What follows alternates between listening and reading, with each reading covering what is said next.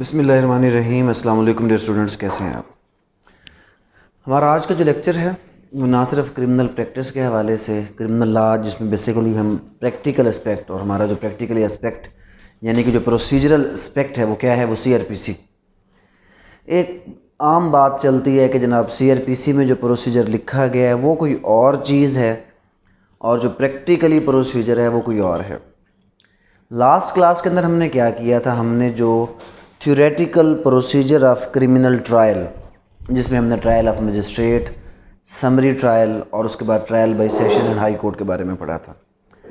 आज हम प्रैक्टिकली एक जो है वो फाइल देखेंगे कि क्या वाकई जैसा कल हमने ट्रायल पढ़ा था वाकई ऐसा होता है या नहीं होता। उस मकसद के लिए थोड़ा सा आप लोग अपने जहन पर जोर दें। हमने कल क्या पढ़ा था, जो एक जनरल स्टेप्स हमने पढ़े थे वो ये था। सबसे पहला स्टेप कि जनाब सप्लाई ऑफ डॉक्यूमेंट होगा। जब हमने कहा कि सप्लाई ऑफ डॉक्यूमेंट होगा, ट्रायल का जो पहला स्टेप था, चाहे वो ट्रायल था आपका सेशन का या आपका ट्रायल था हाई कोर्ट का या ट्रायल था मजिस्ट्रियल, पहली चीज़ थी सप्लाई ऑफ डॉक्यूमेंट। इनफैक्ट यहाँ पर कौन से डॉक्यूमेंट सप्लाई किए गए थे कि अगर वो चलान केस था तो जो पुलिस ने इन्वेस्टिगेशन की थी और पुलिस इन्वेस्टिगेशन के दौरान जो 161 के बयानात, उसके बाद जो भी रिकवरीज हुई थी फ़र्द मकबूजगी की सूरत में, उसके अलावा 154 यानी कि FIR, अगर कोई 164 का बयान है तो वो, ये तमाम जो चीज़ें हैं हमने कहा था कि जी पुलिस की ज़िम्मेदारी है कि वो फ्री ऑफ कास्ट अक्यूज़ को देगी। और अगर नॉन चलान केस था तो हमने कहा कि नॉन चलान केस बेसिकली कौन से होते हैं, जो कंप्लेंट पर बेस करते हैं। जो कंप्लेंट केसेस थे उसमें हमने कहा था कि कंप्लेंट की कॉपी जो कंप्लेनेंट है वो क्या करेगा, वो देगा अक्यूज़ को। तो पहला स्टेप जो हमने पढ़ा था वो था supply of document to the accused. क्यों सप्लाई ऑफ डॉक्यूमेंट किया है जनाब? इसलिए कि वो देखे कि आखिर उसके ऊपर चार्ज क्या है, उसके ऊपर इल्ज़ाम क्या है और वो अपने आप को तैयार कर सके। एक हफ्ता पहले, एटलीस्ट 7 डेज़ बिफोर, किस चीज़ के 7 days before? 7 days before framing of charge. हमने कहा कि जनाब क्या होगा कि जब डॉक्यूमेंट सप्लाई किए जाएंगे उसके एक हफ्ते बाद चार्ज फ्रेम किया जाएगा। फिर हमने कुछ एसेंशियल्स पढ़े थे, अगर आपको याद हो, कि जब चार्ज फ्रेम किया जाएगा उसमें क्या क्या होगा। चार्ज क्या है? फ़र्द जुर्म आयद करना। जब फ़र्द जुर्म आयद की जाएगी तो उसमें हमने कहा था कि फ़र्द जुर्म के अंदर उस ऑफेंस के बारे में लिखा जाएगा, रेलेवेंट लॉ के बारे में लिखा जाएगा, सेक्शन के बारे में लिखा जाएगा, प्लेस के बारे में लिखा जाएगा, टाइम के बारे में लिखा जाएगा, मैनर के बारे में लिखा जाएगा। उस वक़ूआ की मुकम्मल मालूमात उस अक्यूज़ को दी जाएंगी ताकि वो अक्यूज़ अपना डिफेंस कर सके और उसको पता चले, और फिर उससे पूछा जाएगा भाई जो बात आपको बताई गई है क्या ये आपको समझ भी आई है? जब वो कहे जी हाँ जी मुझे बिल्कुल समझ आई है, तो फिर अगला स्टेप ये होगा कि उससे पूछा जाएगा कि क्या तुम अपने जुर्म को तस्लीम करते हो। तो हमने कहा था कि 2 सूरतें होंगी। एक सूरत होगी फ्रेमिंग ऑफ चार्ज के बाद कि वो शख्स करेगा प्लीड गिल्टी। जब वो प्लीड गिल्टी करेगा तो हमने कहा था कि उसको क्या किया जाएगा, या तो कन्विक्ट किया जाएगा और या फिर क्या किया जाएगा, या फिर फर्दर एविडेंस कॉल किया जाएगा। रेलेवेंट प्रोविज़न चेंज होने के अलावा प्रोसीजर दोनों केसेस में क्या था, सेम था। फिर हमने कहा कि अगर वो नॉट प्लीड गिल्टी करता है तो नॉट प्लीड गिल्टी की सूरत में क्या होगा, एविडेंस कॉल हो जाएगा। और एविडेंस कॉल होने के बाद क्या होगा, जब हमने पढ़ा कोर्ट ऑफ सेशन का ट्रायल तो वहाँ पे हमने कहा कि एक स्टेज आएगी समिंग अप की, और summing up by the prosecutor, जिसमें वो आके फाइनल आर्ग्यूमेंट करेगा। अगर मैं समिंग अप को कहूँ कि जनाब summing up means final argument, तो ये कुछ गलत ना होगा, फाइनल आर्ग्यूमेंट होगा। और उसके बाद क्या होगा, उस शख्स को या तो कन्विक्ट किया जाएगा या एक्विट किया जाएगा अगर कन्विक्ट किया जाएगा तब क्या होगा, अगर एक्विट किया जाएगा तब क्या होगा। ये तो हमने थ्योरी कल पढ़ी थी कि जनाब ऐसा एक प्रोसीजर होता है। जब भी पुलिस अपनी इन्वेस्टिगेशन मुकम्मल करती है तो हमने क्या चीज़ पढ़ी थी कि पुलिस के पास 14 जमा 3 इजाफी 3 दिन उसको मिल सकते हैं, किसके लिए, चालान जमा करवाने के लिए। और अगर इस दौरान पुलिस अपनी तफ्तीश मुकम्मल नहीं करती तो हमने कहा था कि इससे ज़्यादा टाइम पुलिस को नहीं दिया जाएगा। पुलिस ने हर हाल में चालान जमा करवाना ही करवाना है, चाहे वो नामुकम्मल ही क्यों ना जमा करवाए। तो पुलिस चाहे मुकम्मल चाहे नामुकम्मल चालान जो है वो जमा करवाएगी। अब मुकम्मल और नामुकम्मल चालान का क्या मतलब है। नामुकम्मल चालान तब जमा करवाया जाएगा जब कोई चीज़ लेबॉर्ट्री के लिए, फोरेंसिक के लिए भेज दी है, अभी तक उसके बारे में कोई चीज़ वसूल नहीं हुई, उधर से रिपोर्ट वसूल नहीं हुई, तो जब तक वो रिपोर्ट नहीं आएगी कभी भी चालान मुकम्मल नहीं होता। अब क्या जो ट्रायल, अच्छा यहाँ पर देखें स्टेप्स 2 हैं, कंफ्यूज नहीं होना, दोनों को मिलाना नहीं है। एक तो ये स्टेप मैं आज वैसे नहीं पढ़ाना चाह रहा, एक ये स्टेप है कि जिस स्टेप में होता क्या है, अब थोड़ा सा सिर्फ मैं आपको समझाने की हद तक बता देता हूँ। हमारा जो क्रिमिनल ट्रायल है एक्चुअल, या क्रिमिनल जो जस्टिस सिस्टम की अगर मैं बात कहूँ तो वो कितने हिस्सों में डिवाइडेड है, 2 हिस्सा।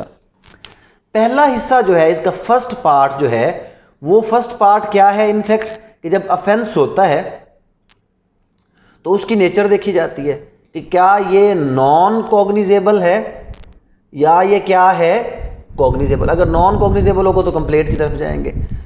हम जो कि ट्रायल की बात करें, हम इसमें ये करते हैं कि हम कॉग्निजेबल अफेंस कमिट करवा देते हैं, काबिल दस्तरअंदाजी पुलिस। अगर कॉग्निजेबल अफेंस होगा तो इसके लिए क्या होगा, अंडर सेक्शन 154 क्या होगी, FIR। और हमने पढ़ा हुआ कि जब भी अंडर सेक्शन 154 FIR होगी, पुलिस इज ड्यूटी बाउंड कि वो अंडर सेक्शन 156 क्या करे, इन्वेस्टिगेशन करे। फिर हमने कहा कि ड्यूरिंग इन्वेस्टिगेशन पुलिस की पावर है कि वो अंडर सेक्शन 160 किसी भी बंदे को कॉल करे और अंडर सेक्शन 161 किसी की भी स्टेटमेंट रिकॉर्ड करे। इनफैक्ट वो लोग इसको बेहतर समझ सकते हैं जो पहले से हमारे साथ चल रहे हैं, उनको पता है कि हम किस सीक्वेंस से चले और कौन कौन सी चीज़ हमने कब की। तो यहाँ पर क्या हो गया कि पुलिस ने 161 के बयान भी रिकॉर्ड कर लिए। अब अगर 24 घंटों में तफ्तीश मुकम्मल नहीं हुई तो पुलिस ने क्या किया, अंडर सेक्शन 167 उसका रिमांड भी ले लिया। पुलिस अंडर सेक्शन 167 रिमांड भी ले सकती है और ड्यूरिंग इन्वेस्टिगेशन पुलिस को अगर लगता है कि वो बंदा उसके खिलाफ सबूत नहीं है तो अंडर सेक्शन 169 पुलिस उसको रिलीज़ भी कर सकती है। लेकिन रिलीज़ कब करेगी कि जब पुलिस कहे कि नो सफिशेंट एविडेंस है, तो SHO साहब क्या कर सकते हैं, ना काफ़ी सबूत की बुनियाद पर उस बंदे को रिलीज़ करेंगे, डिस्चार्ज नहीं करेंगे, एक्विट नहीं करेंगे, रिलीज़ करेंगे। तो ये सारा एंड हो रहा था पुलिस वाली साइड पे कि या रिमांड लेकर तफ्तीश को मुकम्मल करना है या फिर 169 के तहत उसको छोड़ना है। और जब तफ्तीश मुकम्मल हो जाती है तो ये सारे जो स्टेटमेंट्स और यहाँ पर जो रिकवरीज और सारा कुछ होता है उस सब को इकट्ठा किया जाता है और एक पुलिस रिपोर्ट तैयार की जाती है। इसी पुलिस रिपोर्ट को क्या कहा जाता है, इसी पुलिस रिपोर्ट को कहा जाता है चालान। जो 173 के तहत मैंने आपको बताया कि 14 जमा 3 दिन मैक्सिमम ये टाइम है फॉर सबमिशन ऑफ चालान और पुलिस रिपोर्ट। ये पुलिस रिपोर्ट जब आकर सबमिट होती है किसके पास, ये पुलिस रिपोर्ट सबमिट होती है जनाब हमारे ट्रायल कोर्ट के पास थ्रू प्रोसिक्यूशन डिपार्टमेंट। अब ट्रायल कोर्ट सबसे पहले तो ये ऑर्डर करता है कि जी मैंने केस रजिस्टर कर लिया, मेरे पास केस आ गया और मैंने केस को क्या कर लिया, रजिस्टर कर लिया।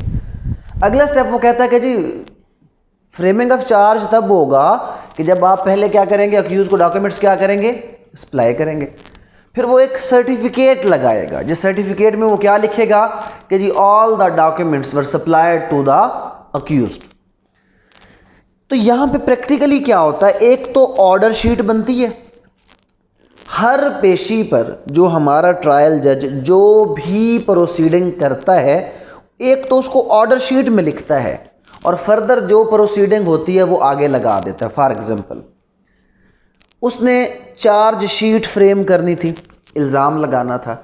ऑर्डर में लिखेगा कि आज की डेट में मैंने चार्ज फ्रेम किया, साथ लिखेगा कि अक्यूज़ कौंसल की तरफ कौन प्रेजेंट था और सरकार की तरफ से कौन सा एडीपीपी प्रेजेंट था, इनकी मौजूदगी में मैंने चार्ज फ्रेम किया। तो वो कहाँ फ्रेम करेगा?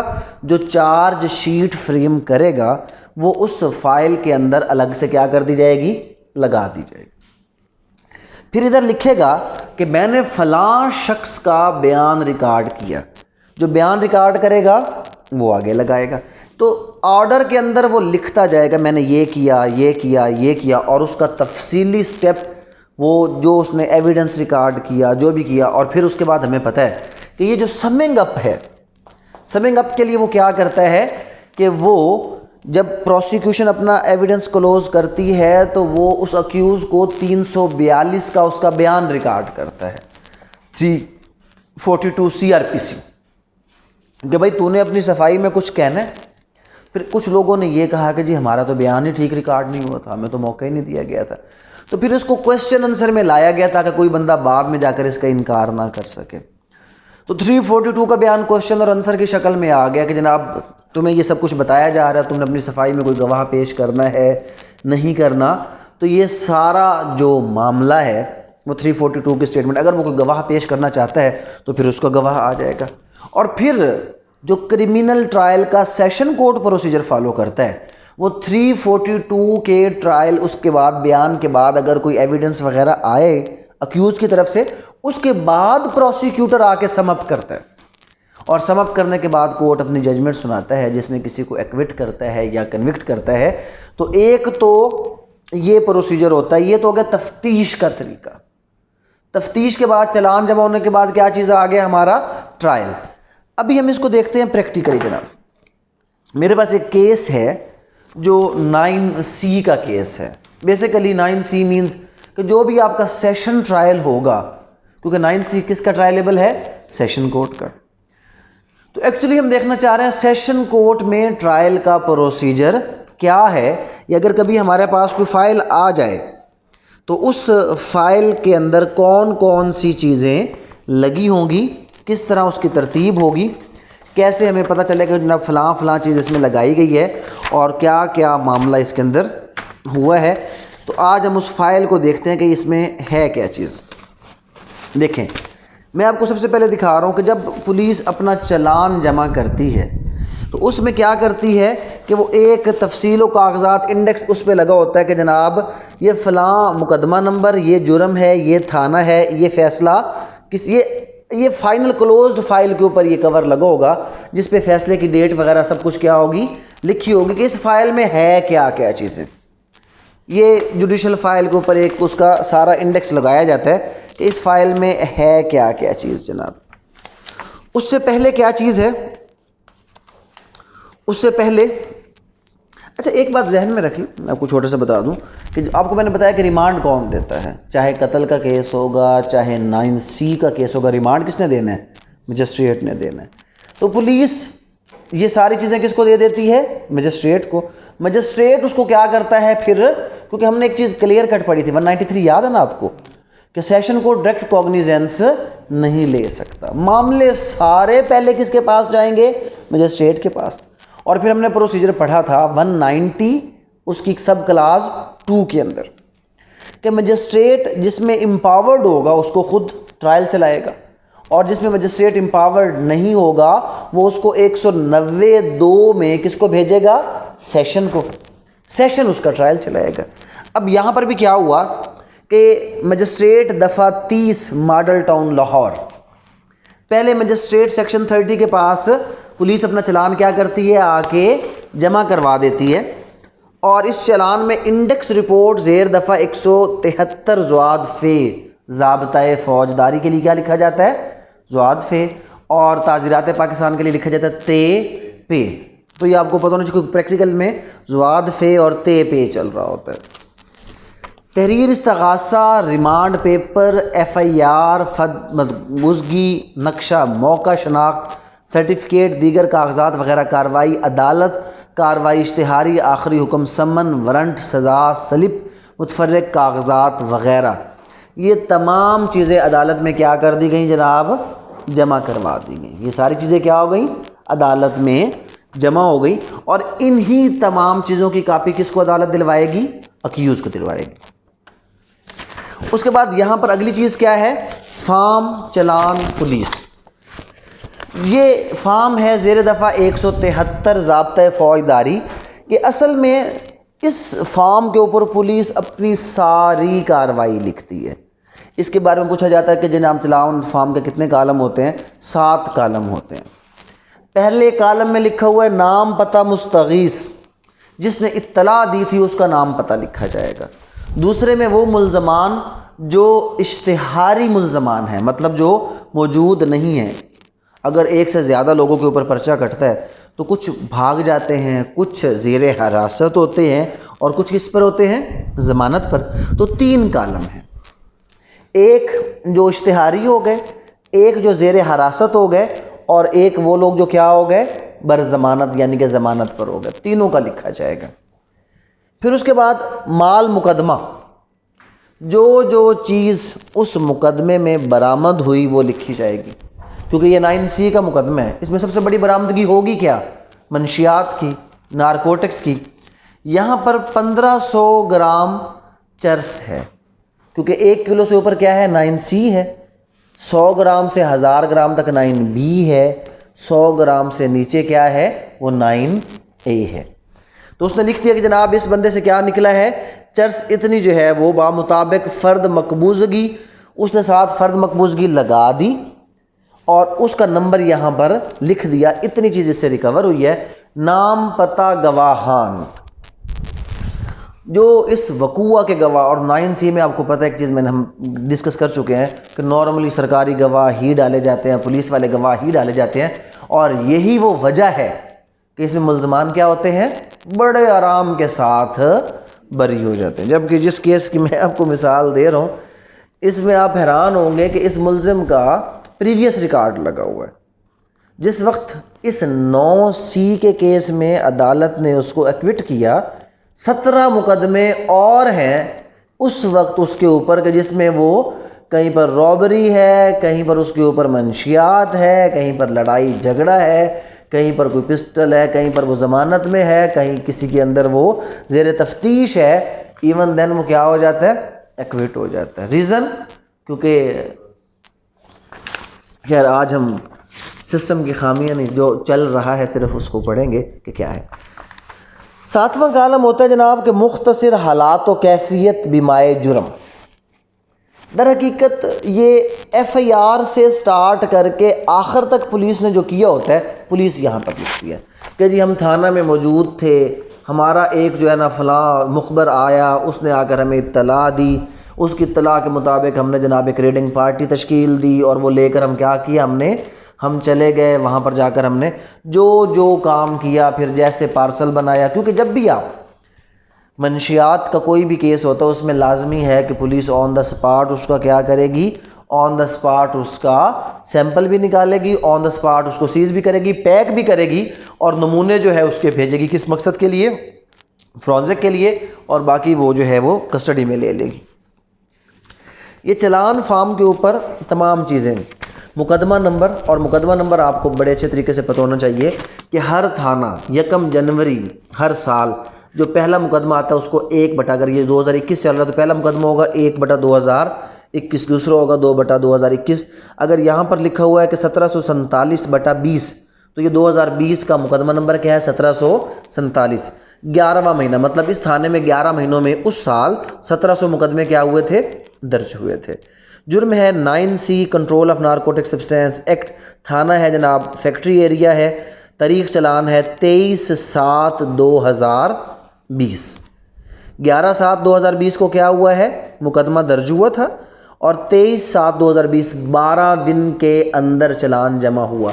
एक बात मैं यहाँ पे आपको क्लियर कर देता हूँ और बहुत अच्छे तरीके से क्लियर कर देता हूँ। 9C के केसेस के लिए आपको 9C के केस में पुलिस नॉर्मली 1 दिन का भी चलान लेती नज़र नहीं आएगी। सॉरी, रिमांड लेती नहीं है। क्यों? क्योंकि अगर वो रिमांड लेगी तो केस कमज़ोर होगा। इसमें फर्दर रिकवरी वाली बात तो नॉर्मली होती ही नहीं है। क्यों? अगर आप फर्दर रिकवरी साबित भी करेंगे तो वो उस बंदे पर आप डाल ही नहीं सकते, क्योंकि इसके लिए जो लफ्ज़ है कि जो रिकवरी है वो उसके एक्चुअल नॉलेज में होनी चाहिए।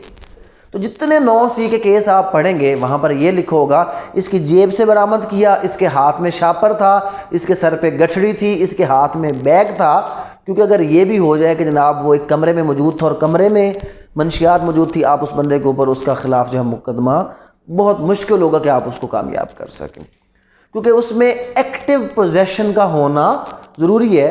तो पुलिस जितने भी 9C के आप केसेस देखेंगे उसमें active possession on the spot recovery होती है, और उस रिकवरी के बाद पुलिस कहती है रिकवरी हो गई है और कोई मसला है ही नहीं, हमें मज़ीद ज़रूरत है ही नहीं। तो यहाँ पर भी चलान कितने दिनों में जमा हो रहा है?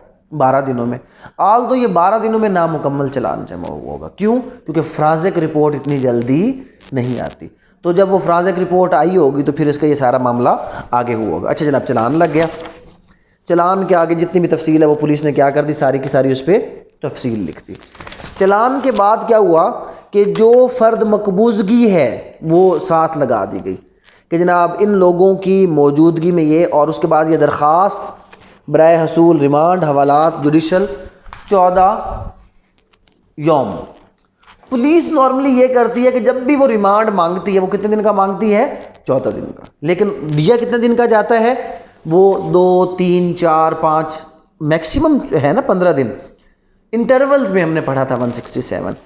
अब यहाँ पर अभी हम एक साइड चला रहे हैं। अभी एक साइड के पुलिस ने क्या किया, पुलिस ने जनाब आकर रिमांड मांगा। रिमांड कब मांगेगी पुलिस? FIR दर्ज होने के बाद जैसे ही उसको पकड़ेगी 24 घंटे के अंदर अंदर वो पहुँच कर क्या मांगेगी उससे? रिमांड। अच्छा, रिमांड पेपर भी इसमें लगा हुआ है। फिर अब आ जाते हैं जनाब यहाँ से हम अब इसका दूसरा एंड देखते हैं। सबसे पहले क्या चीज़ है, इन द कोर्ट ऑफ जज का नाम हो गया, मजिस्ट्रेट से। देखिए पहले चीज़ किधर जाएगी? मजिस्ट्रेट के पास जाएगी। फिर मजिस्ट्रेट, हमने कहा था कि सेशन कोर्ट डायरेक्ट कॉग्निजेंस नहीं लेगा, हमेशा मुकदमा किसके ज़रिए जाएगा? मजिस्ट्रेट। तो यहाँ पर भी ये सारी फाइल किसको दी जाती है? मजिस्ट्रेट को। मजिस्ट्रेट ऑर्डर शीट में लिखता है ऑर्डर अक्यूज इज एब्सेंट है, learned ADPP for state available है, the report under section of CRPC is fresh one, be registered in the said report, the accused has been recommended to be tried by the prosecution under section 9C of Control of Narcotic Substance Act 1997 which is exclusively trialable by learned session court। अब ये लफ्ज़ आ गया ना, वहाँ पर 192, 192 में लफ्ज़ पढ़े, वहाँ पर लिखा हुआ है कि जो मुकदमा exclusively triable by court of session होगा 192 में उसको क्या किया जाएगा? उसको भेज दिया जाएगा कोर्ट ऑफ सेशन।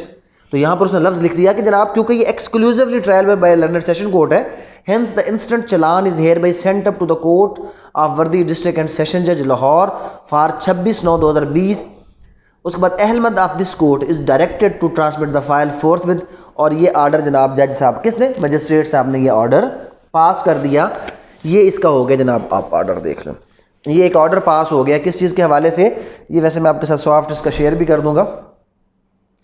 तो ये इसका एक ऑर्डर प्रॉपर पास हो गया कि जिसमें क्या किया गया है कि जिसमें फॉरवर्ड कर दी गई ये फाइल किसको? Session court. कब आगे चलते हैं, सेशन कोर्ट तक चली गई। अब सेशन कोर्ट क्या करेगा? 29/9/2020 कहता जी प्रेजेंट कौन कौन है? अक्यूज मोहम्मद आसिफ प्रेजेंट है, और उसके बाद जनाब ADPP स्टेट की तरफ से प्रेजेंट है। The instant fresh incomplete challan report, मैंने आपको क्या कहा था कि मुकम्मल या नामुकम्मल, तो कौन सा चलान यहाँ पर जमा हुआ? इनकम्प्लीट। क्यों? क्योंकि इसके अंदर अभी तक फोरेंसिक की रिपोर्ट नहीं आई होगी, तो नामुकम्मल। Incomplete challan report under section 173 CRPC has been received by way of entrustment by the order of worthy district and session जज। अब क्योंकि उसने भेजी, किसने? मजिस्ट्रेट ने किसको भेजी? डिस्ट्रिक्ट एंड सेशन जज को। सेशन जज ने आगे मार्क कर दी किसी एक एडिशनल सेशन जज को। Accused be summoned from his home through summons and from jail through fresh रोब कार फॉर 3/10/2010 कि अगर वो ज़मानत पर है तब भी उसको ले आएँ, और अगर वो जेल में है तो रोब कार जाली करें, उसको लेकर आप आएँ। क्यों लेकर आएँ? ताकि फर्दर मुकदमे का आगाज़ किया जा सके। फिर आगे है अक्यूज फलाफला वकालतनामा उसकी बिहाफ पर जमा हो गया, copies as required under section 265C। याद आ गया जनाब, यही पढ़ा था ना हमने कल कि सबसे पहले क्या होगा? 265C इधर है, अगर मजिस्ट्रेट होता 241A होता। कॉपीज़ किस चीज़ की कॉपी? ये जो हमने पहले पढ़ा ना, चलान, फ़र्द मकबूजगी 161, ये सारी कॉपी किसको देनी है? हमने यहाँ पर उसका जिक्र हुआ कि copies as required under section 265C CRPC have been delivered to the accused फला फला now to come up for framing of charge. हमने यही कहा था जनाब। कॉपी कब दे रहा है वो? 3/10/2010 को। और चार्ज फ्रेमिंग के लिए कब बुलाया? 10/10/2010। 7 दिन का टाइम हमने पढ़ा कि कम से कम 7 दिन का टाइम। तो क्या कोई प्रैक्टिकल थ्योरी से अलग चल रहा है? जो चीज़ें हम वहाँ पे पढ़ते हैं, असल में ये कंसेप्ट ये है, आपने CRPC पढ़ी कोई नहीं है, आप कहते हैं जी वो कोई चीज़ें और होती हैं, प्रैक्टिस में कुछ और होता है और थ्योरी क्या होती है कुछ। ओ भाई, जब तक आपने उधर, आप एक बंदा मुझे कह रहा था, तो सर ये हमें केस जनाब आप कहते हैं इस तरह होते हैं, ये तो मजिस्ट्रेट के ज़रिए से आते हैं। ओ भाई 192 यही तो कह रहा है कि कोई भी केस डायरेक्ट उसकी जुरिस्डिक्शन नहीं है। 193 ने बताया सेशन कोर्ट की कोई ओरिजिनल जुरिस्डिक्शन डायरेक्टली नहीं है, वो 192 के ज़रिए आए हुए केस ही ओरिजिनल जुरिस्डिक्शन में ट्रायल करेगा, खुद कॉग्निजेंस वो नहीं लेगा। और सेम चीज़ कहाँ पर मौजूद है? यहाँ पर मौजूद है। हमने कहा कि ये डॉक्यूमेंट सप्लाई होंगे, हफ्ते बाद उसका क्या होगा? फ्रेमिंग ऑफ चार्ज के लिए उसको बुलाया जाएगा। तो यहाँ पर डेट आ गई ना कि 3/3/2010 को ये ऑर्डर अनाउंस किया जाता है। किस चीज़ का ऑर्डर? कि जनाब आप 10/10/2020 को आ जाएं। किस मकसद के लिए आ जाएं? For framing of charge. अच्छा आगे चलते हैं जनाब। 10/10/2020 आ गया जनाब, अगली डेट आ गई। इस डेट को क्या हुआ? अक्यूज प्रेजेंट है, ADPP स्टेट की तरफ से प्रेजेंट है और अक्यूज का काउंसिल भी प्रेजेंट है। मतलब जब भी ऑर्डर कोर्ट लिखेगा तो सबसे पहले हाजिरी लगाएगा, कौन कौन है और कौन कौन नहीं। फिर क्या हुआ? Perusal of the FIR report under section 173 and other documents available on the file go to reveal that the accused is prima facie concerned with the commission of offence, let the accused be charged। कैसे जी? Reference वो कहता है presence as above, accused has been charged, he pleaded not guilty. हमने कहा कि plead guilty होगा तो वहीं पे सजा हो जाएगी, और यहाँ पर क्या होगा? Pleaded not guilty. इधर आ जाए जनाब, क्या हो गया? प्लीडेड नॉट गिल्टी में क्या करना है? एविडेंस कॉल करना है। कहते हैं जी कि अक्यूज प्लीडेड नॉट गिल्टी, लिहाजा क्या हुआ? लिहाजा ये हुआ hence prosecution evidence be summoned for. तो क्या करो जनाब? एविडेंस ले आओ। क्यों? क्योंकि उसने नॉट गिल्टी कर दी। अगर गिल्टी करता तो फिर अदालत फैसला करती कि इसको सज़ा देनी है या आगे केस को चलाना है। लेकिन अभी यहाँ पर हम रुक जाते हैं। फिर अब जिस दिन यहाँ पर लिखा है कि जनाब ये चार्ज इसका फ्रेम हुआ, मैंने आपको क्या बताया था कि एक ऑर्डर शीट चलेगी और एक प्रैक्टिकली वो सारा क्या होगा? स्टेप चलेगा कि जनाब आज चार्ज शीट मैंने बनाई, आगे चार्ज शीट लगाएगा। आज मैंने एविडेंस रिकॉर्ड किया, यहाँ पर ये लिखेगा और आगे एविडेंस रिकॉर्ड करेगा और वो प्रैक्टिकली लिखेगा। अब हम आगे चले जाते हैं, इसको छोड़ देते हैं कि जो ये ऑर्डर शीट है, अगर हम ऑर्डर शीट को छोड़ दें तो सेम डेट, जिस डेट में वहाँ पर इसका जिक्र मौजूद है, हम अगर उस सेम डेट की प्रोसीडिंग पर चले जाएँ तो उस सेम डेट की प्रोसीडिंग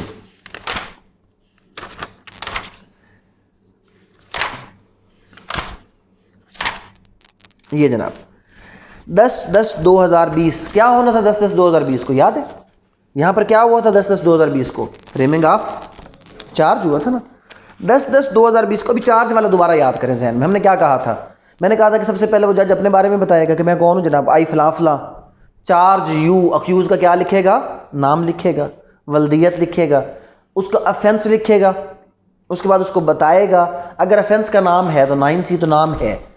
हमने कहा था अगर नाम है तो डिफ़ाइन करने की ज़रूरत नहीं है, अगर नाम नहीं है तो फिर उसको क्या करेगा? डिफ़ाइन करेगा, उसको टाइम, प्लेस और ये सारी बातें बताएगा। और फिर उसी में फ्रेमिंग ऑफ चार्ज में क्या होगा? प्लीड गिल्टी या नॉट प्लीड गिल्टी होगा। गौर से पढ़ते हैं जनाब क्या करते हैं। ये अदालत होगी, केस नंबर हो गया फला फला, FIR नंबर हो गया, अफेंस हो गया, चार्जशीट, आई फला फला एडिशनल सेशन जज Lahore do hereby charge you accused. ऐसे ही हो गया। जब भी आपसे सवाल आता है ना कि जी आप एक चार्ज बनाए, तो अक्सर आ जाता है कि फ्रेम द चार्ज। पिछले साल भी पेपर में आया और तकरीबन हर साल इस किस्म के प्रैक्टिकल क्वेश्चंस आते हैं कि जी चार्ज फ्रेम करें। चार्ज फ्रेम करने के लिए सबसे पहले ऊपर क्या होगा? टॉप पर क्या होगा? अदालत का नाम होगा। फिर उसके बाद केस का टाइटल, स्टेट वर्सेस। डेफिनेटली जो भी इस तरह के केस क्रिमिनल होते हैं वो क्या चलेंगे? वो स्टेट वर्सेस चलेंगे। उसके बाद केस नंबर क्या है? FIR नंबर क्या है, ऑफेंस क्या है और पुलिस स्टेशन का नाम लिखा जाएगा। फिर होगा चार्जशीट। पहले जज साहब अपना नाम लिखेंगे और फिर लिखेंगे do hereby charge you accused. Accused का फिर क्या लिखा जाएगा, पूरा नाम, उसकी एज लिखी जाएगी, उसका पूरा पता लिखा जाएगा। मुकम्मल ये पैराग्राफ क्या होगा जिसमें जज ने अपने बारे में बताया और अक्यूज के बारे में बताया। फर्दर कि जी दैट ऑन 11/7/2020 at 7 PM, तो क्या बता दिया उसको, डेट बता दी। On spy information police party conducted raid on you accused were apprehended by police from the area, तो आगे क्या बता दिया उसको, प्लेस बता दिया, टाइम और प्लेस बता दिया। स्ट्रीट नंबर 3 फलां फलां wall of packages mall factory area Lahore and on your personal search cheers weighing 1500 gram was recovered. अब हमने उसको एक्सप्लेन किया कि तुम्हारे पास चर्स कितनी थी, 1500 ग्राम। तो ये क्या है, thereby you accused committed an offence punishable under section 9C of control of narcotic substance act 1997। Offence भी बताया और उसके बाद क्या बताया उसको, लॉ भी बताया। Which is within the cognizance of this court I hereby direct you the above name accused that you will be tried by this court. ये उसने सारा उसको सुना दिया। फिर वो जज सर्टिफिकेट देगा, किस चीज़ का, certified that the above said charge has been read over and explained to the accused let his plea be recorded. हमने कहा कि उसका क्या होगा, फ्रेमिंग ऑफ चार्ज होगा और उसके बाद उसका क्या करना है, प्ली रिकॉर्ड करनी है कि प्लीड गिल्टी या क्या करना है उसने, नॉट प्लीड गिल्टी। इसके लिए मैंने आपको पहले भी एक फ्रेमिंग ऑफ चार्ज के हवाले से एक लेक्चर दिया था कि इसमें हम 2 से 3 सवाल डालते हैं इसी चार्ज शीट के अंदर ही। कैसा, स्टेटमेंट ऑफ अक्यूज फला, question number 1 have you heard and understood the charge. जज उससे पूछता है, यहाँ पर अंग्रेजी में लिखेगा क्योंकि एडिशनल जो हमारा सेशन ट्रायल है वो इंग्लिश में चलता है, और उससे पूछेगा ओ भाई तुमने सुन लिया है कि तुम्हारे ऊपर क्या इल्ज़ाम लगाया जा रहा है, do you plead guilty to the charge. फिर उससे पूछेगा कि हाँ भाई क्या तुम अपना जुर्म तस्लीम करते हो, तो वो कहता है जी no I plead not guilty to the charge and claim trial. वो कहता नहीं जी मेरा तो मुकदमा चलाओ, मैं अपने जुर्म को नहीं मानता। Do you have any defence to make. यहाँ पर भी, और एक बात ध्यान में रख लें, चाहे वो यहाँ पर नो भी करेगा, इस स्टेज पर वो क्या करता है, नो, इवन देन 342 का स्टेटमेंट मैंडेटरी है। अब जहन पर जोर दे, जब हमने पढ़ा था, क्या पढ़ा था, high court rules and orders पढ़ा था हमने। High court rules and orders में हमने क्या कहा था कि ये मजाक नहीं है, 342 का स्टेटमेंट हर हाल में होना ही होना है।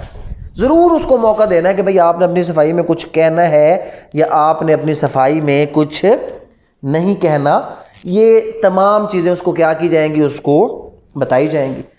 चार्ज फ्रेम हो गया, कहाँ तक पहुँच गए, चार्ज फ्रेम भी हो गया, और फिर क्या हो गया, प्लीड गिल्टी, और उसने क्या कर दिया, नॉट प्लीड गिल्टी। ये तो मैंने कहा था कि इसके साथ साथ क्या बनेगी, पीछे ऑर्डर शीट लगेगी। ऑर्डर शीट पे वापस चले जाते हैं जनाब। ऑर्डर शीट में अब क्या है आगे फर्दर, ऑर्डर शीट कब की है, 10/10/2020। उस दिन उसका क्या हुआ है, चार्ज फ्रेम हुआ है 10/10/2020 को। तो ये जो 10/10/2020 को चार्ज फ्रेम हुआ उसका लिखा गया।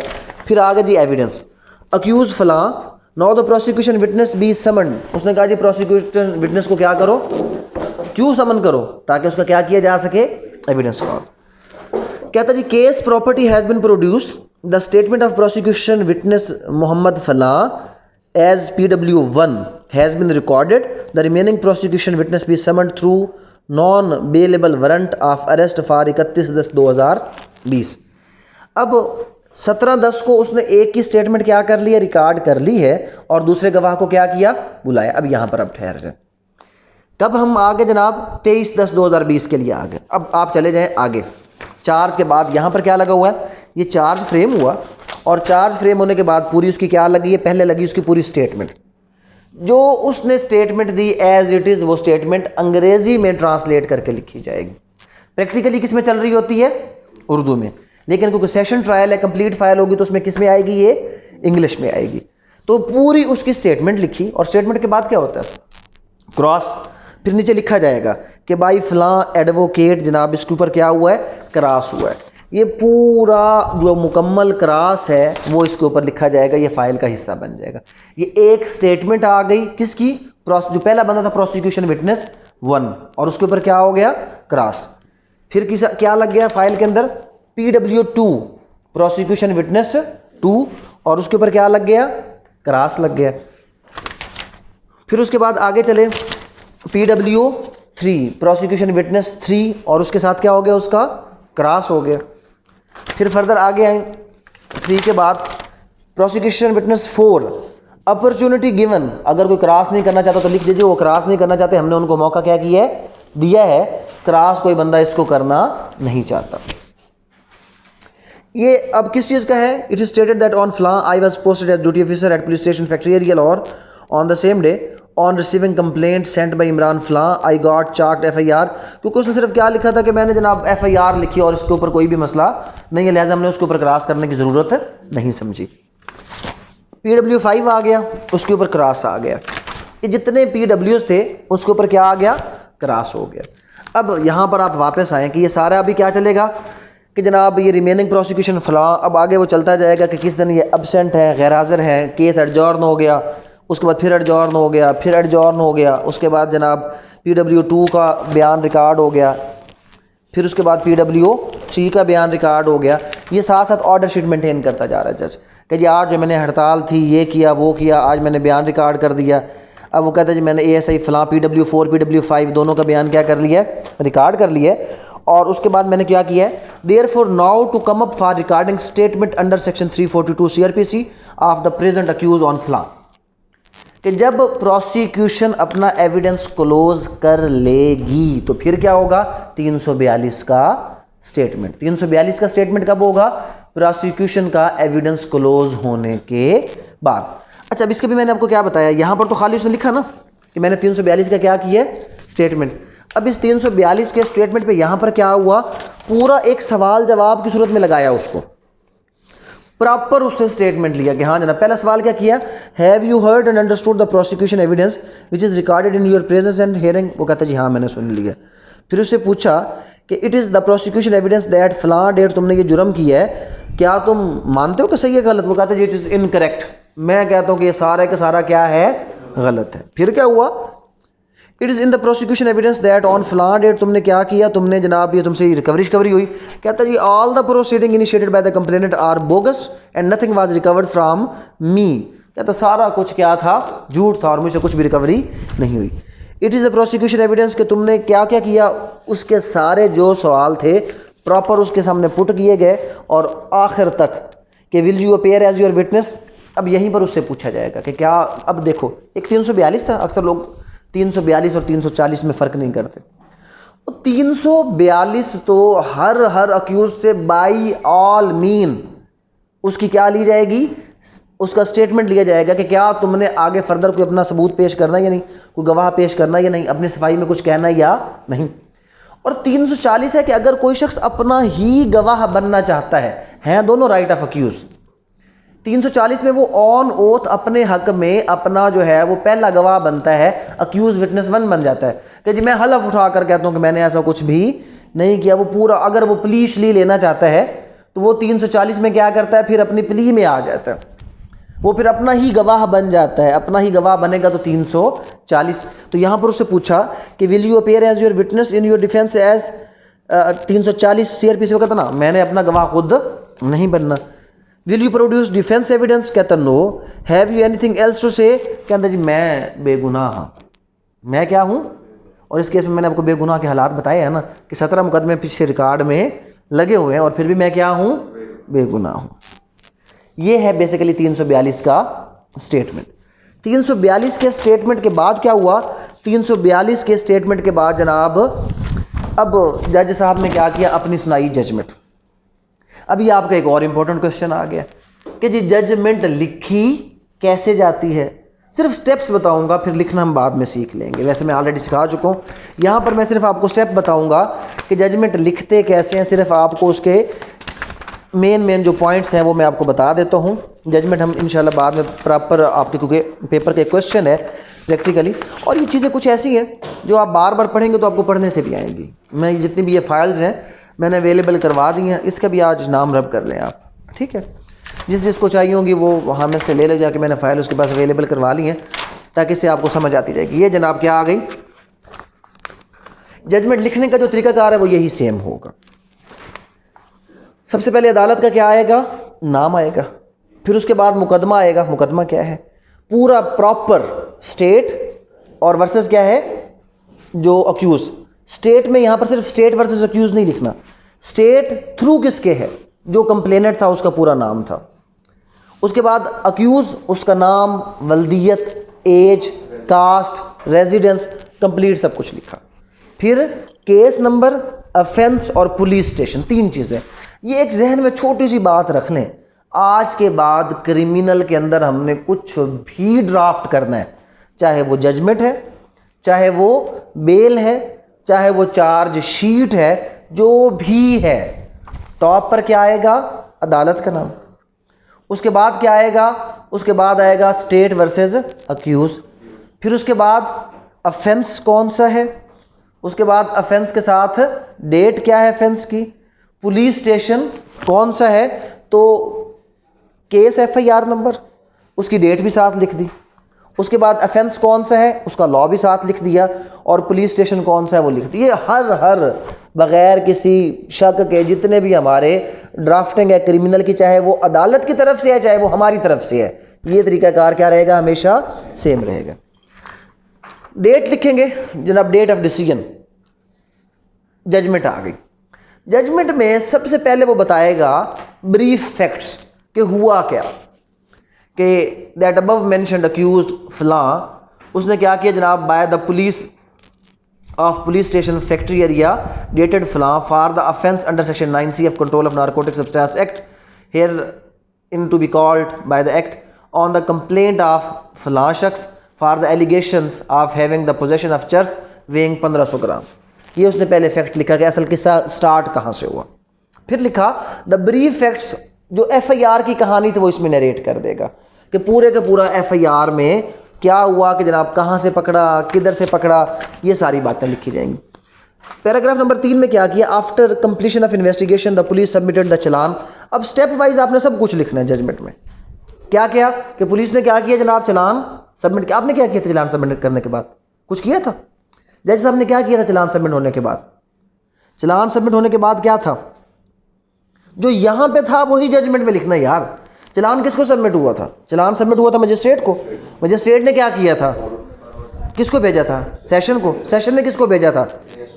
सिंपल ऐसे कि ऑन फलां डेट चलान वाज सबमिटेड। किसको? वर्दी फलां या लर्नेड जो है वो मजिस्ट्रेट फलां। मजिस्ट्रेट ने ये सेशन को भेजा, सेशन ने मुझे इंट्रस्ट कर दिया, तो यहाँ पर आफ्टर कंप्लीशन ऑफ इन्वेस्टिगेशन ये हो गया, और उसके बाद ऑन इंट्रस्टमेंट मुझे ये मिला, और मैंने क्या किया? सबसे पहले जज साहब ने क्या किया था, जहन पे जोर दें, क्या किया था जज साहब ने सबसे पहले? तो जजमेंट में लिखा जाएगा कि जब मुझे इंटरेस्ट हुआ तो मैंने सबसे पहले इसको क्या किया, सप्लाई ऑफ डॉक्यूमेंट्स कर दिया। उसके बाद मैंने क्या किया, डॉक्यूमेंट सप्लाई करने के बाद चार्ज फ्रेम कर दिया। चार्ज फ्रेम करने के बाद मैंने क्या किया, उससे प्लीड गिल्टी, उसने कहा जी नॉट प्लीड गिल्टी, तो मैंने कॉल करवाया। क्या कॉल करवाया? एविडेंस। फिर विटनेस जो है वो प्रोसिक्यूशन विटनेस 1 आया, 2 आया, 3 आया, 4 आया, और क्या आया? 5। सबका हमने तफसील लिखा कि जनाब किसने क्या क्या किया था। Prosecution witness 1 is the complainant है, 2 इज़ द रिकवरी विटनेस है, 3 इज़ द इन्वेस्टिगेटिंग ऑफिसर है, 4 गॉट चॉक द FIR है, और 5 क्या है? Kept the sealed parcel.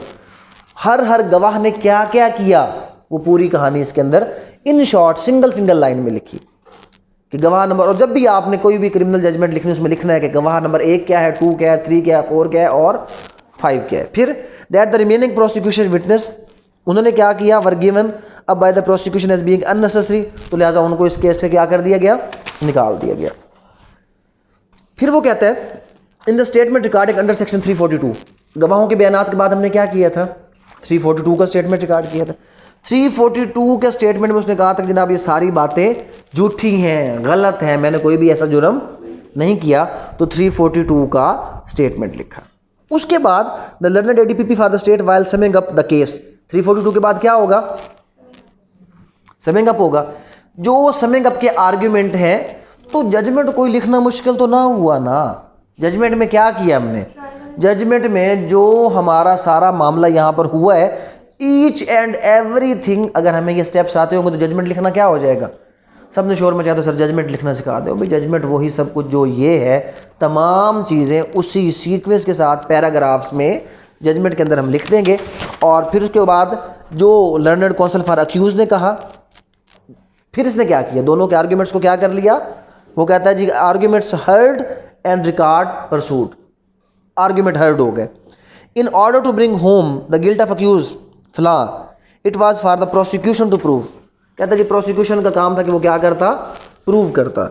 और वो क्या हो गया, प्रोसिक्यूशन ने जनाब अब विटनेस 1 किया, 2 किया, 3 किया, 4 किया, वो पूरा किस्सा, ये मुकम्मल तफसील गवाहों की सारा जो है वो इन डिटेल लिखेगा। Another aspect of the present case is that there are material contradiction in the prosecution evidence regarding the charge। तो कहता है जनाब इसमें क्या है, contradiction। Contradiction means benefit of doubt and benefit of doubt always goes to the accused। कहता है जी कि ये वायलेशन, हाँ अब यहाँ पर जब भी, इसमें एक चीज़ मैंने आपको क्लियर कट की थी कि 9C का जब भी केस होगा उसमें क्या होगा, उसमें गवाह कौन बनाए जाएंगे, सरकारी। और उसमें सबसे बड़ा एतराज़ होता ही क्या है कि 103 की वायलेशन, 103 की वायलेशन खुद अलाउड है कहाँ पर, control of narcotic substance act के अंदर। तो so far as the violation of section 103 with regard to non-association of the independent witness in the recovery proceeding is concerned, suffice to add here that it has come on record that the contraband was allegedly recovered from a public place but no private witness। अब यहाँ पर further supreme court और high court के बहुत से judgements हैं कि अगर पब्लिक प्लेस के ऊपर आप किसी से कोई भी चर्स वगैरह की कोई भी नारकोटिक सब्सटेंस पकड़ेंगे तो ज़रूर आपने क्या करना है, प्राइवेट विटनेस अलेज करना है ही। अगर आपने प्राइवेट विटनेस नहीं बनाया तो तकरीबन, और इस केस पर 99% केस आपके होते हैं, हमेशा आपको एक जजमेंट नहीं, जितनी जजमेंट्स आप उठाएंगे तो इसको ख़त्म कर दो ना यार। इसके ऊपर अगर आपने हर मंशियात फरोश को छोड़ना है तो आप इस चीज़ को क्या कर दो, 103 को एप्लीकेबल बनाओ, ताकि एक तो ये प्रैक्टिस ख़त्म हो जाए कि हाँ किसी को पकड़ा नहीं माना उसकी जेब में क्या करो, चर्च डाल दो, ऑटोमेटिकली ये प्रैक्टिस भी रुक जाएगी। और जिससे एक्चुअली पकड़ा जाएगा उस बंदे के छूटने के चांसेस भी क्या हो जाएंगे, कम हो जाएंगे। उसके बाद फर्दर क्या हुआ जनाब, ये सारा किस्सा लिखा और उसमें हवाला वही वाला दे दिया, शाहिद दादा versus the state reported in 2017 MLD 288 Balochistan. सबसे बड़ी जजमेंट यही है, प्राइवेट विटनेस को एसोसिएट ना करने की। इस बुनियाद पर क्या हुआ है जनाब, ये केस में आ गया शक, और फिर ये पूरा किस्सा जजमेंट में लिखने के बाद आखिर पे क्या हुआ, 2-3 और केस ला, उसका भी हवाला दिया। और फर्दर क्या, in view of what has been discussed above the prosecution has miserably failed to prove its case against the present accused beyond reasonable doubts, therefore for the foregoing reason I hereby acquit the accused फला। इस case से मैंने क्या किया, equity किया। तो जब equity करेगा तो वो क्या करेगा, एक्विट करने के बाद यहाँ से एक सर्टिफिकेट लगाएगा। सर्टिफिकेट किस चीज़ के लिए लगाएगा, जेल के लिए, क्योंकि 9C के केसेस में नॉर्मली ज़मानत नहीं होती और एक्विटल तो हो ही जाता है, पाकिस्तान जिंदाबाद है ना। तो यहाँ पर वो क्या करेगा, यहाँ पर वो एक रिलीज़ आर्डर बनाएगा और इस फाइल में लगोगा रिलीज़ आर्डर। ये रिलीज़ आर्डर किस लिए है कि जी अगर, और फिर इसमें लिखा जाएगा कि अगर ये बंदा किसी और केस में रिक्वायर्ड नहीं है तो इसको क्या कर दिया जाए रिहा। लेकिन ये तो कितने केसेस में रिक्वायर्ड है, 17 केसेस में रिक्वायर्ड है, ये इसका क्रिमिनल रिकॉर्ड है। Even then shadow of doubt मिला और वो क्या हो गया, एक्विट हो गया। खैर, तो ये जनाब उसके लिए रिलीज़ आर्डर हो गया। आप साथ ये फ़र्द मकबूजगी लगी हुई है।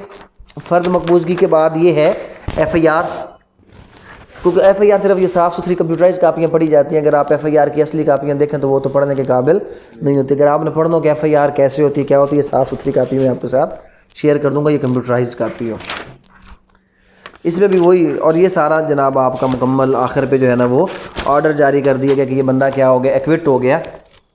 ये हमारा मुकम्मल एक क्रिमिनल फ़ाइल है। तो कोई भी ऐसी चीज़ आपको नज़र नहीं आई होगी जो हमारे पढ़े हुए प्रोसीजर से क्या हो, हट कर हो या कोई नई चीज़ हो। सब कुछ वही था जो हम पढ़ के आए हैं। जो तरीक़ाकार हमने पढ़ा, किस तरह चार्ज फ्रेम होगा, चार्ज में क्या चीज़ें लिखी जाएंगी। फ़र्दर अभी जो हमारा इंशाल्लाह जो नेक्स्ट लेक्चर है वो जजमेंट के हवाले से ही है, जो हम मंडे को करेंगे। तो यहाँ पर वो हमने जो जजमेंट के तरीक़ाकार पढ़ा है कि क्या क्या चीज़ें हैं, ये सब कुछ वहाँ पर उस चैप्टर के अंदर लिखा हुआ है कि जनाब जजमेंट किस तरह लिखी जाएगी, जजमेंट में क्या होगा और क्या नहीं होगा। तो इन शॉर्ट जो क्रिमिनल प्रोसीजर है वो 2 हिस्सों में डिवाइडेड है। एक हिस्सा पुलिस इन्वेस्टिगेशन की सूरत में जो चलान के साथ मुकम्मल हो जाता है, और एक हिस्सा जो ट्रायल का सप्लाई ऑफ द डॉक्यूमेंट से शुरू होता है और कन्विक्शन और एक्विटल पर आके क्या हो जाता है, ख़त्म हो जाता है। उसकी अगली स्टेज आपको पता है कि अगर एक्विटल है और उसमें अगर स्टेट उसके ख़िलाफ़ जाना चाहती है तो एक्विटल के ख़िलाफ़ अपील हमेशा कहाँ पर लगेगी, हाई कोर्ट के अंदर। अगर कन्विक्शन है 4 साल से कम है, मजिस्ट्रेट ने दी है, तो अपील कहाँ पर लगेगी आपकी कन्विक्शन की? वो लगेगी जाके सेशन कोर्ट। और अगर 4 साल से ज़्यादा तो फिर अपील वो उसका फिर फर्दर स्टेज आ जाता है कि फाइनल एक्विटल। और एक्विटल के लिए आपने लफ्ज़ याद रखना कि एक्विटल जब भी होगा तो अपील हाई कोर्ट में लगेगी अंडर सेक्शन 417 CRPC। और अगर कन्विक्शन है तो कन्विक्शन में देखा जाएगा कि अगर कन्विक्शन 4 साल से कम है तो फिर अपील आपकी कहाँ जाएगी? सेशन। और अगर ज़्यादा है तो फिर अपील आपकी डायरेक्ट कहाँ चली जाएगी? High court. फिर हाई कोर्ट के बाद आपके पास ऑप्शन होती है CPLA। अगर हाई कोर्ट आपके फैसले को अमेंड कर दे तो 185 में अपील लगाएंगे। अगर हाई कोर्ट फैसले को अमेंड ना करे तो 185(3) में क्या लगेगा? Constitutional petition for leave to appeal. In very short simple अगर हम इसको कंक्लूड करें तो कुछ इस तरह बनेगा कि जनाब कभी भी जब कोई ऑफेंस कमिट होता है और वो कॉग्निजेबल है तो सबसे पहले क्या होता है? उसकी FIR अंडर सेक्शन 154 दर्ज हो जाती है। अगर पुलिस FIR दर्ज नहीं करती तो SP को दरख्वास्त देते हैं, SP नहीं करता तो SP और पुलिस जो इंचार्ज है दोनों को हम पार्टी बनाकर 22A/22B की रिट लगाते हैं और उसके ज़रिए से हमारा केस जो है वो FIR उसकी दर्ज होती है। पुलिस फिर इन्वेस्टिगेशन स्टार्ट करती है। इन्वेस्टिगेशन के दौरान पुलिस किसी को भी बुला सकती है 160 में और 161 में स्टेटमेंट रिकॉर्ड करेगी। अगर ड्यूरिंग इन्वेस्टिगेशन पुलिस कहती है नो सफिशिएंट एविडेंस तो 169 में उसको रिलीज़ कर देगी। अगर मजीद रिमांड मजीद तफ्तीश करनी है तो 167 में उसका रिमांड लेगी। रिमांड मैक्सिमम 15 डेज़ को होता है जो एक साथ इकट्ठा नॉर्मली नहीं दिया जाता कम। लेकिन पुलिस कहती है कि जनाब हमें क्या करें 14 दिन का रिमांड दे दें। उसके बाद क्या होता है कि जब पुलिस अपनी तफ्तीश मुकम्मल करती है तो एक चलान 173 के तहत जमा करवा देती है। उसके लिए मैक्सिमम टाइम है 14 + 3 17 दिन। अगर तफ्तीश मुकम्मल नहीं भी हुई तो नामुकम्मल चलान जमा हो जाएगा, बट जमा ज़रूर किया जाएगा। जब ये नामुकम्मल चलान जाएगा तो फिर आगे कोर्ट इस पर देखेगा कि क्या नामुकम्मल चलान पर ट्रायल चलाना है या फर्दर उसके मुकम्मल होने का वेट करना। तो अगर आपसे कोई पूछे कि नामुकम्मल चलान पर ट्रायल हो सकता है, it is the discretion of the trial court. जो भी चलान होगा, जिस भी किस्म का चलान होगा, चाहे वो कत्ल का है, चाहे वो 9C का है, चाहे मजिस्ट्रेट कम्पिटेंट है या नहीं है, इनिशियली तमाम के तमाम जो चलान है थ्रू प्रोसिक्यूशन किसको दिए जाएंगे? मजिस्ट्रेट को। और फिर मजिस्ट्रेट के पास जब आएंगे तो मजिस्ट्रेट देखेगा क्या वो कॉग्निजेंस ले सकता है या नहीं ले सकता। 192 ये कहता है, 190 क्लास 2, 192 नहीं, 190 क्लास 2 क्या कहता है कि अगर कोई मजिस्ट्रेट एक उसके पास ऐसा केस आता है कि जो exclusively triable by the court of session है तो डायरेक्ट उसको क्या करेगा? सेशन कोर्ट भेज देगा। सेशन कोर्ट में डायरेक्ट कहाँ जाएगा? डिस्ट्रिक्ट एंड सेशन जज के पास जाएगा। वो फर्दर क्या करेगा? रेलेवेंट सेशन जज को मार्क करेगा। वो रेलेवेंट सेशन जज क्या कहेगा? पहला ऑर्डर स्टार्ट करेगा कि जनाब डॉक्यूमेंट्स क्या करें, अक्यूज को सप्लाई किया जाए at least 1 week before, 7 days before the framing of charge. फिर वो उसको फ्रेमिंग ऑफ चार्ज, फिर उसके ऊपर चार्ज फ्रेम करेगा। जो हमने चार्ज का तरीक़ाकार पढ़ा है कि पूरा मुकम्मल उसको वो बताएगा कि जनाब क्या, क्यों, कब, कैसे तुमने ये जुर्म किया, कौन सा कानून तुम्हारे ऊपर लगता है। तो उसके बाद उससे पूछेगा क्या तुम अपना जुर्म मानते हो या नहीं। प्लीड गिल्टी करेगा तो उसको क्या किया जाएगा? उसको सजा दी जाएगी। अगर नॉट प्लीड गिल्टी करेगा तो क्या होगा? एविडेंस कॉल होगा। एविडेंस कॉल करने के बाद वो उस एविडेंस को रिकॉर्ड करेगा। एविडेंस रिकॉर्ड करने के बाद वो 342 का स्टेटमेंट अक्यूज़ का रिकॉर्ड करेगा।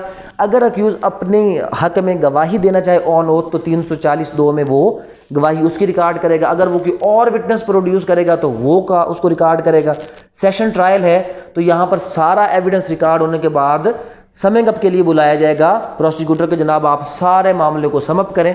और समअप करने के बाद वो क्या करेगा? वो अपनी जजमेंट सुनाएगा, जिसमें वो क्या करेगा? उसमें सारा जो जजमेंट का मैंने आपको बताया कि A to Z कि जी इस दिन ये FIR हुई, मेरे पास केस आया, ये हुआ, ये मैंने बयान रिकॉर्ड किए, फ़लाँ बयान था, कहाँ पे शक आया, कहाँ पर शक नहीं आया, ईच एंड एवरीथिंग लिखने के बाद वो उसको कन्विक्ट करेगा या एक्विट करेगा।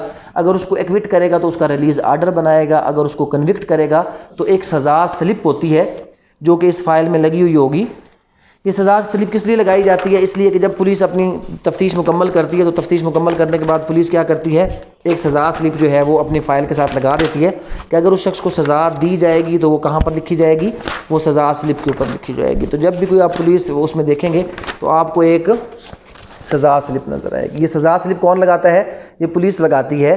इस सज़ा स्लिप के ऊपर उसको जेल में भेजा जाता है। अगर जेल में भेजना है तो ये सज़ा स्लिप के ऊपर उसको होता है कि जनाब ये रिकॉर्ड होता है कि इतने अरसे के लिए इसको सज़ा दी गई है। ये सज़ा स्लिप पुलिस फाइल का भी हिस्सा बन जाती है। ये सज़ा स्लिप जुडिशल फाइल में भी रहती है और इसी सज़ा स्लिप की बुनियाद पर क्या होता है कि जेल को बताया जाता है कि इस शख्स को कितने अरसे के लिए जो है वो आपने अपने पास रखना है मेहमान बनाकर। तो ये टोटल हमारे मुल्क में है क्रिमिनल प्रोसीजर ये है। इसमें जो एक्चुअल चीज़ प्रैक्टिस में सीखने की है वो क्रास है। लेकिन क्रास डायरेक्ट नहीं आएगा। क्रॉस के लिए पहले बहुत से आपको क्या करने पड़ेंगे, इस तरह की फाइल्स पढ़नी पड़ेंगी कि जहाँ पर एक्विटल हुआ वहाँ पर आप बयान पढ़ें, बयान के साथ उसका रेलेवेंट क्रॉस पढ़ें और देखें कि आखिर किस तरह वहाँ पे जो कंट्रास्ट है वो तलाश किया गया, निकाला गया, किस पॉइंट के ऊपर। और फिर सिर्फ क्रॉस नहीं, क्रॉस के बाद जब आप आर्ग्यूमेंट पढ़ेंगे, क्योंकि क्रॉस में हमने चीज़ें छोड़ देनी है वक़्फ़ दे के, आर्ग्यूमेंट में जाकर हमने वो सारी चीज़ें डिस्कस करनी होती हैं कि जनाब फ़लाँ बंदे ने क्रॉस में ये कहा था, 161 में ये कहा था, FIR ये कहती है। तो तमाम चीज़ों से कंट्राडिक्शन निकाल कर हम फाइनल आर्ग्यूमेंट में अदालत के सामने रखेंगे। जनाब इसका मतलब है कि ये सारे लोग कहें कि यहाँ पर डाउट आ गया, और बेनिफिट ऑफ डाउट क्या है, ऑलवेज किसको जाता है, वो अक्यूज़ को जाता है जनाब।